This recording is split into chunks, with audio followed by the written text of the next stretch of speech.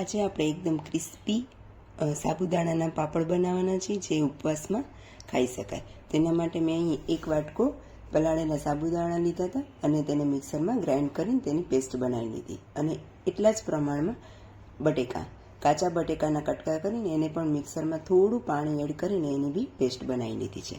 હવે એને બી સાબુદાણાની પેસ્ટમાં એડ કરીશું અને 1.5 ગ્લાસ જેટલું પાણી એડ કરી આદુ મરચાંની પેસ્ટ, કોથમરી, નમક અને ચીલી ફ્લેક્સ એડ કરી અને સારી રીતે એને ઉકળવા દઈશું.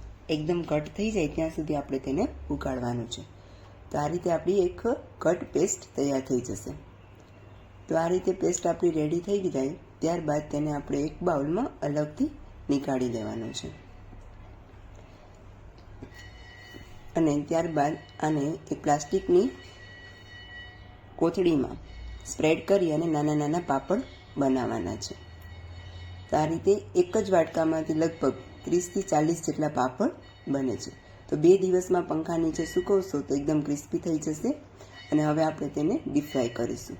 તો એકદમ તમે જોઈ શકો છો ફૂલાઈને મોટા થયા છે. તો આપણા પાપડ છે રેડી સાબુદાણાના.